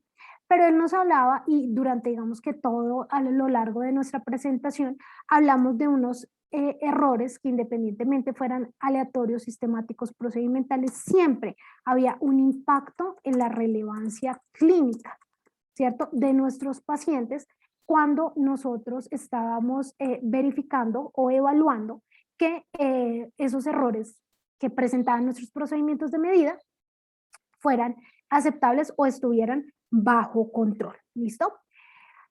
Antes de entrar a ese tema, recuerden que nosotros, de esa verificación de métodos, nosotros hablamos de dos, digamos que de dos aspectos importantes. El primero, hablamos, fue la calificación de equipos, ¿cierto? Y de equipos. Y dijimos que dentro de esa calificación de equipos habían 4 tipos de calificación, ¿cierto? Entonces, hablamos de una calificación de diseño, por sus siglas en inglés, los estoy colocando que es DQ, donde básicamente se va a ver esas necesidades que el laboratorio tiene frente a ese equipo. Luego viene EQ, que es la calificación de la instalación, donde básicamente hacemos un acompañamiento y aseguramos que efectivamente o aprobamos que el equipo haya quedado instalado, ¿cierto? Y recuerden que en este caso es donde se hace, como su nombre lo indica, la instalación del equipo. Luego viene toda la parte de calificación de la operación o EQ, que vimos que era esa parte donde, si bien es cierto, nosotros hacíamos el acompañamiento como laboratorio, la función o la responsabilidad del fabricante o el distribuidor del equipo era calibrar esos componentes críticos del equipo y revisar toda la parte de software. Y por último, vimos la calificación de desempeño o PQ, donde básicamente pues era nosotros hacer ese acompañamiento, la revisión, verificar a partir de los controles de calidad que tuviéramos un buen desempeño y de esas repetibilidades que realizaban los ingenieros para efectivamente comprobar frente a su manual de instalación que todo haya quedado como muy bien, ¿no? Entonces, básicamente eso era la calificación de equipos. Y por otro lado, dijimos que el segundo punto muy importante era la definición de los requisitos de calidad o de especificaciones de calidad o límites analíticos de decisión, donde vimos los 3 modelos de Milán. El primer modelo basado en la situación clínica específica, el segundo modelo basado en variabilidad biológica y el tercer modelo basado en el estado del arte. ¿Listo? Digamos que, y dijimos que esto era fundamental para poder, digamos que estos 2 pasos eran los primeros y fundamentales para poder realizar o empezar ya con pie derecho nuestra verificación de método. ¿Listo? Hablamos que habían 2 tipos, ¿cierto? 2 tipos de validación, ¿cierto? Habían 2 tipos de validación, voy a poner esto un poco más grande. Habían 2 tipos de validación, una validación primaria, que es la que hace el fabricante o el desarrollador, porque recuerden que nosotros podemos desarrollar métodos también in-house, y por otro lado tenemos la verificación secundaria o lo que nosotros hablamos de la validación secundaria, perdón, o lo que nosotros hablamos como la verificación de métodos, que fue el tema que desarrollamos en clase. ¿Listo? Entonces empezamos nosotros a revisar una serie de protocolos que venían disponibles en el libro del doctor Westgard. Uno de ellos era la verificación de la precisión. Dentro de esa verificación de la precisión, el doctor Westgard nos habló de 2 protocolos para verificar la precisión. Un protocolo sencillo, ¿cierto? Un protocolo sencillo que básicamente me hablaba de una repetibilidad, ¿cierto? Y una precisión intermedia con un N de 20 datos, donde yo tendría que establecer media, desvío estándar y coeficiente de variación. O me hablaba de un protocolo un poco más, digamos que más, un poco más complejo, que era el protocolo de la EP15A3. ¿Listo? Recuerden que acá la repetibilidad en un mismo momento, la precisión intermedia, que ideal fueran en 20 días o mínimo 5 días. ¿Listo? Recuerden que la EP15A3 me habla de una repetibilidad y una precisión intermedia, listo, con un N total de 25 datos y una verificación de coeficientes de variación a través de una ANOVA de un solo factor, donde yo voy a comparar frente a fabricante, ¿listo? Recordemos que esto en cuestiones de verificación. Lo voy a colocar de otro color de verificación, ¿listo? Pero recuerden que la precisión, él también nos dijo que yo la podía validar, ¿cierto? Y que para esa validación de la precisión yo también podía tener dos tipos, digamos que de protocolos, que también era un protocolo sencillo o un protocolo basado en la CLSI EP05A3, ¿listo? Recuerden que en este protocolo sencillo igual era repetibilidad con un N igual a 20, una precisión intermedia con, digamos que un N igual de 20 a 40 y a través de él yo iba a establecer la media, el desvío estándar y el coeficiente de variación y esto lo iba a comparar frente a los requisitos que yo haya seleccionado, ¿cierto? En mi laboratorio y según las especificaciones de CLIA. Recordemos que era menor o igual al 25% del error total admitido para repetibilidad y en el caso de precisión intermedia, menor o igual al 33% del error total de admitido o el que yo haya seleccionado como mi requisito de la calidad. En el caso de la EP05A3 me habla de repetibilidad y precisión intermedia. Recuerden que utilizaba un protocolo de 20 por 2 por 2, que quiere decir dos niveles de concentración 2 veces al día durante 20 días y vamos a establecer el requisito utilizando ANOVA. ¿Listo?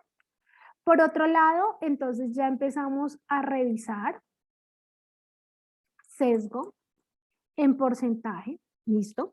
Y dentro de ese sesgo en porcentaje, recuerden que acá básicamente aplica para métodos cuantitativos y lo que nosotros íbamos a hacer para poder verificar ese sesgo en porcentaje era la comparación de métodos utilizando muestras de pacientes y acá tocamos algo de la CLSI EP09A3, ¿listo? Entonces, cuando nosotros revisamos la CLSI EP9A03, entonces nosotros dijimos, ok, para ella, entonces es importante que utilicemos un N, ¿cierto? Que nos decía el doctor Westgard, ideal de 20 muestras, sin embargo, él nos decía que era más importante que la cantidad, la calidad, pero que ojalá, aunque sea, pudiéramos lograr un N de 20 que fuera significativo, ¿listo?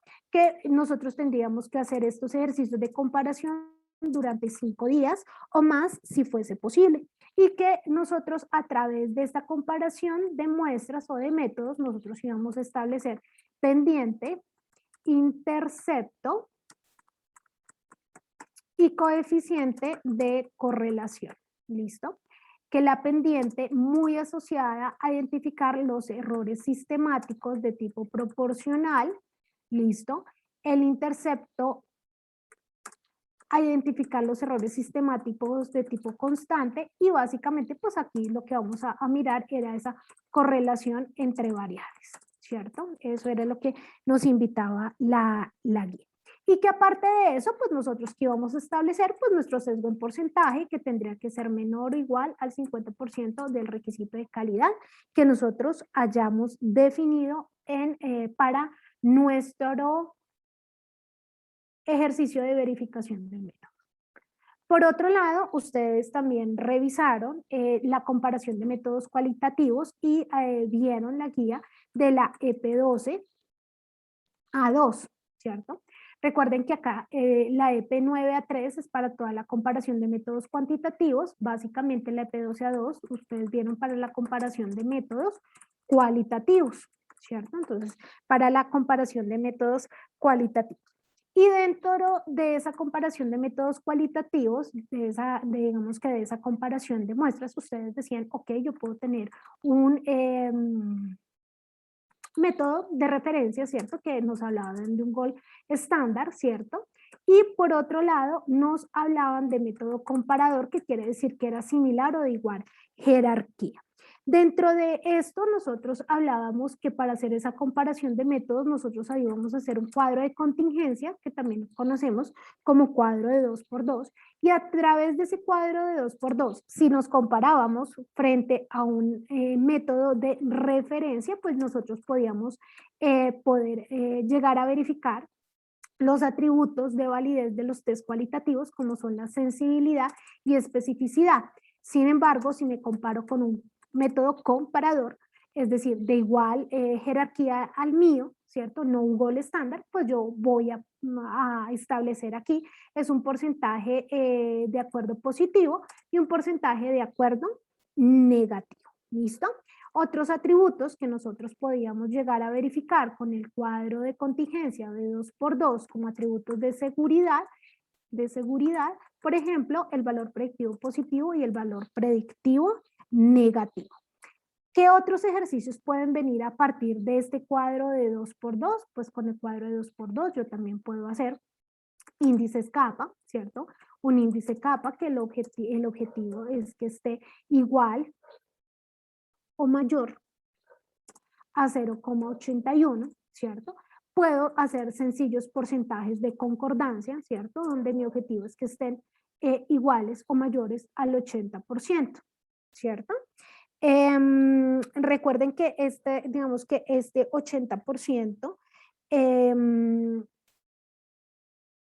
tenemos que manejarlo muy bien y digamos que esperamos que tengamos otra oportunidad. En el libro no lo mencionan, pero por ejemplo para aquellas personas que trabajan en banco de sangre sí es muy importante, o en aquellas que trabajan en inmunohematología, cuando hagan comparación, esto tiene que ser superior, ¿cierto? No puede ser el 80%. Yo no puedo esperar que el 80% de las pruebas cruzadas me den digamos, con un buen porcentaje frente al método que yo me estoy comparando. Yo esperaría mínimo el 100% o como el CAP a veces lo dice, el 95%, ¿listo?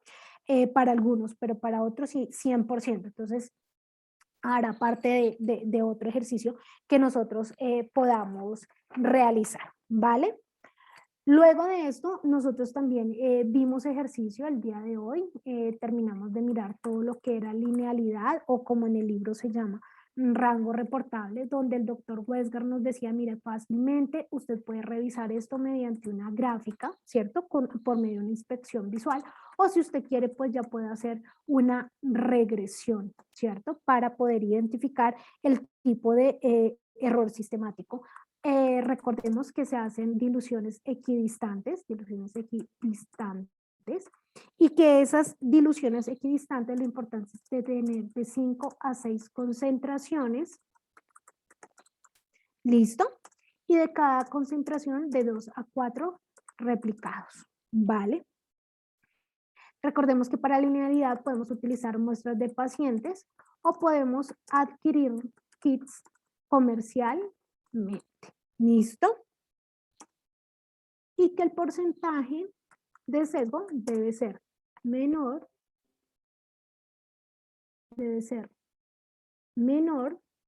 o igual al 50% de mi requisito de calidad. ¿Listo? Aparte de esto, también miramos límites bajos, ¿cierto? ¿Cuáles son los límites bajos que tenemos? Límite de detección. Bueno, empezamos desde el primero, límite blanco, límite de detección y el límite de cuantificación. Recuerden, límite de detección, sensibilidad analítica, y límite de cuantificación, la sensibilidad funcional. ¿Listo? Recordemos que este ejercicio de verificación no le va a alcanzar el tablero a la profesora, menos del 50% del requisito de la calidad. Recordemos que acá en estos límites bajos se realizan cuando yo tengo concentraciones bajas, ¿cierto? Que son clínicamente relevantes. ¿Listo? Recuerden que se hacen con muestra blanco y una muestra enriquecida.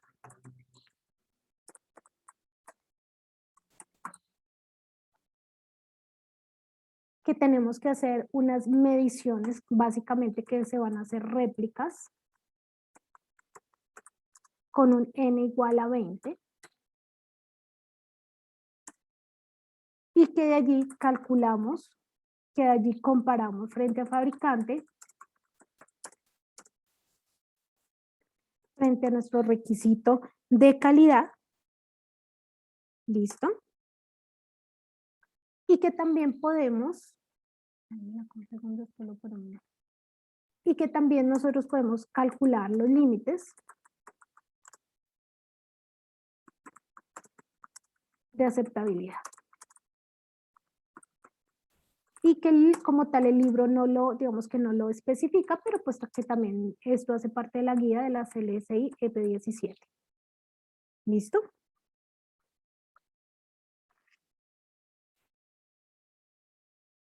Ya ahí ahorita les dejo nuevamente la pantalla, ¿vale? Ya para terminar, nosotros estuvimos observando los intervalos biológicos de referencia y transferencia.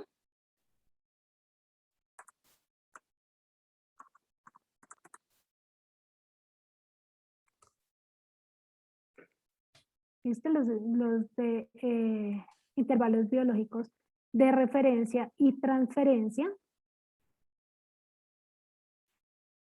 Y dentro de esos intervalos biológicos de referencia y transferencia, nosotros observamos primero el juicio divino, como nos decía el doctor Westgard, que era una verificación básicamente muy subjetiva,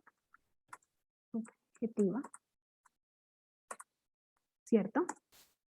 Y que nosotros podíamos adoptar estos intervalos biológicos de referencia de otro laboratorio o del fabricante sin hacer ningún, digamos que ningún esfuerzo, pero sí digamos que hacer una verificación muy concienzuda de ellos. ¿Listo? Como segunda instancia, miramos la verificación empleando 20 muestras de pacientes sanos, ¿cierto?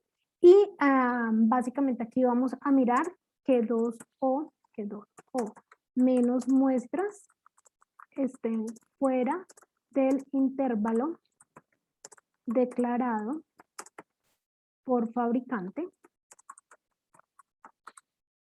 ¿Listo? Y el último que nosotros vimos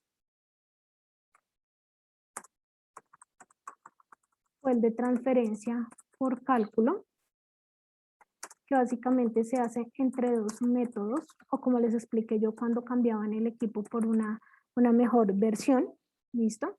Pero que luego de hacer esto, ¿listo? O digamos que se cambia, bueno, el equipo puede ser también inclusive el reactivo, teníamos que hacer el paso número 2, ¿cierto?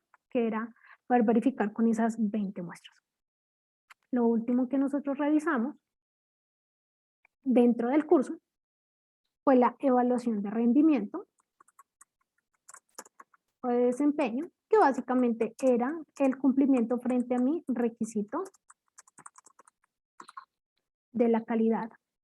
Y veíamos que en esa evaluación de desempeño nosotros utilizábamos ese cuadro o ese mapa de decisión donde básicamente poníamos un punto operacional que era cuando yo, ¿cierto?, cruzaba el coeficiente de variación y el sesgo en porcentaje, ese coeficiente de variación de la precisión intermedia, ese sesgo de la EP15 a 3, de la EP9 a 3 también. Recordemos que de acá yo iba a tener digamos que de ese cuadro yo iba a tener diferentes zonas.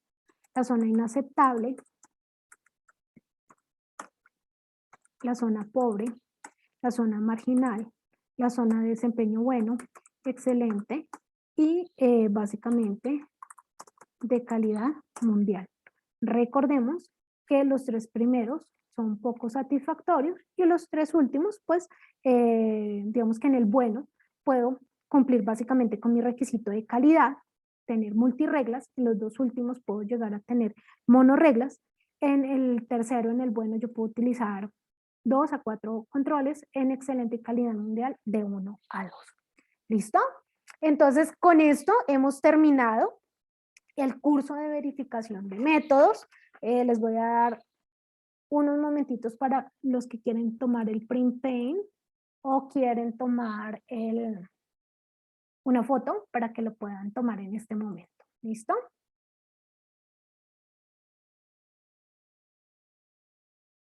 Veracidad también puede hacerse con EP15, sí señora, no lo tomamos, no lo tocamos en este curso, porque digamos que el doctor Huesgar, si bien es cierto, lo habla, le da mucho énfasis es a la EP9A3.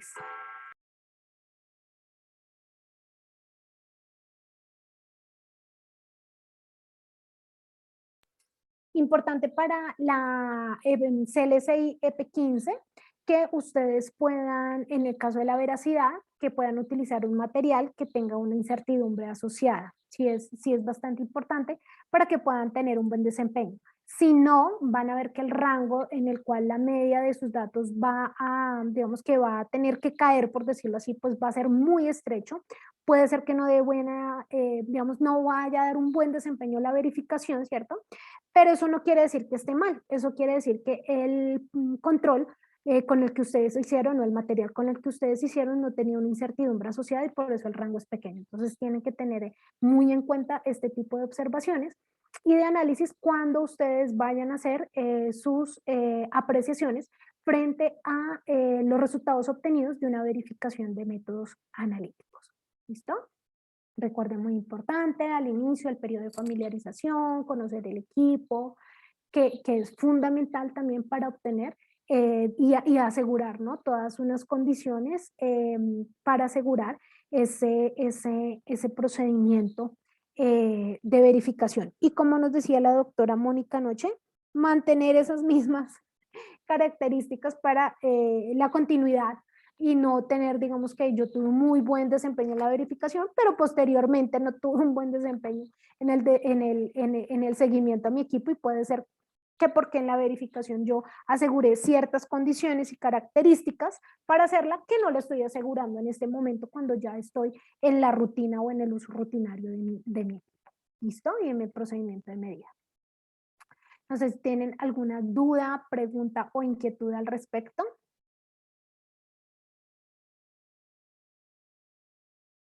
Roberto, una vez más, muchísimas gracias por la invitación y muchas gracias a ustedes también por su asistencia.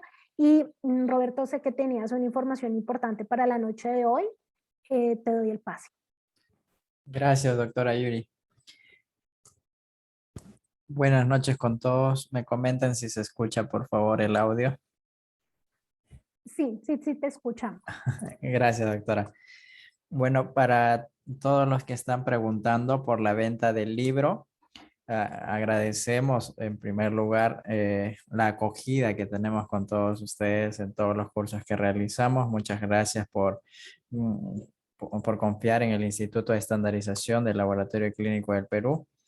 Y con respecto a la pregunta del libro que están haciendo, ya mencionamos también en las clases anteriores que para Perú el costo de preventa, eso significa que hay un tiempo límite de pago en Perú, es de 120 soles el costo de preventa. Las entregas para los participantes de Perú se van a realizar a fines de octubre. Se van a hacer los envíos o las entregas en la ciudad de Lima a partir del 25 de octubre hasta fines de octubre se terminarán de hacer los envíos a todos los participantes de Perú que ya pagaron en el costo de preventa, repito, 120 soles. Y a los participantes de los demás países, como de México, de Chile, de Bolivia, que ya están haciendo su reserva de los libros, les ruego que el pago sería con los organizadores. Por ejemplo, en México está el químico Giovanni, con la persona que se inscribieron en el curso, en este curso. Y en Chile está el tecnólogo médico Diego Gómez. El pago sería con el equipo del tecnólogo médico Diego Gómez. Y en Bolivia está ahí la licenciada Mónica, que también está como Instituto de Estandarización del Laboratorio Clínico del Perú, sede Bolivia, con la licenciada Mónica y su equipo de la licenciada Mónica, pueden hacer la compra del libro. Para los demás países, el costo en preventa está a $50. Los que ya compraron el libro en inglés saben la valiosa información que contiene. Está con ejemplos también de pruebas de COVID, está muy detallado, ejemplos de glucosa, colesterol que se detallan en el libro, está muy práctico. Y los que ya compraron saben el precio que es mucho mayor. La página de Westgar lo vende a $80. Si ustedes hacen la compra directo con los doctores Westgar, el costo es de $80. En este caso, nosotros por la amplia difusión que tenemos, en este caso por el lanzamiento del primer millar, estamos dejando $50 para los países de México, de Bolivia, de Uruguay, en este caso también de El Salvador, en Centroamérica. Se pueden comunicar con Cecilia, con la persona que se inscribieron, los participantes de El Salvador. Y en República Dominicana también $50. Se pueden hacer la reservación del libro con el licenciado Céspedes, con la persona también que se inscribieron al curso. Entonces eso sería con referencia a los costos del libro para Perú y para los demás países. Para los envíos para los demás países, sí aclaramos que se va a realizar recién a partir de fines de noviembre, ¿sí? En este caso, por el tema de la pandemia, hay bastante congestión en los courieres para los envíos, pero igual se van a realizar fines de noviembre. Con referencia a los talleres, también aclaramos que no se vayan a olvidar el taller 2, el segundo taller de sesgo, 18, este sábado 18, si no me equivoco, con el horario de Perú, 4 p.m. empieza el primer grupo y 6 p.m. el segundo grupo.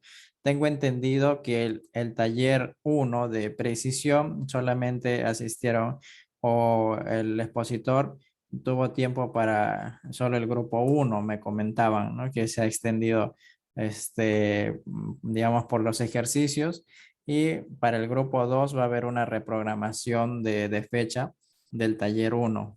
Los talleres 3, 4, 5 y 6 aún se mantienen con las mismas fechas. El taller 3 es el día 19, el domingo.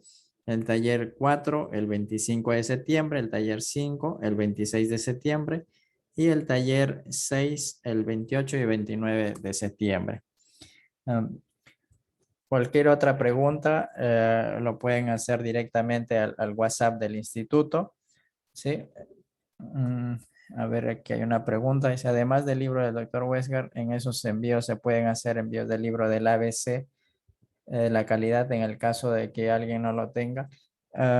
Bueno, el libro del ABC ahorita está disponible en el país de México. Hay aún disponible todavía pocas unidades. Con el químico Giovanni pueden hacer la compra del libro del ABC de la calidad. Y se está haciendo otro envío para el país de República Dominicana, también tengo entendido, del libro del ABC. En Chile también hicieron un pedido de 100 unidades, si no me equivoco, ya este es digamos, el segundo pedido de Chile. Ahí pueden coordinar con el tecnólogo médico Diego Gómez, pueden hacer la compra también del libro del ABC. Y en Bolivia igual con Mónica, ¿sí? También podrían hacer la compra del libro del ABC. Agradecemos a todos por su participación y los esperamos en las clases de los talleres.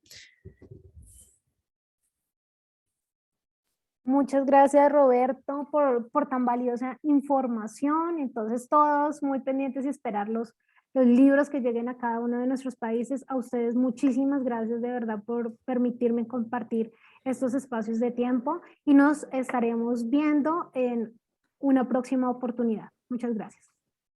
Gracias, doctora. Gracias con todo. Buenas noches.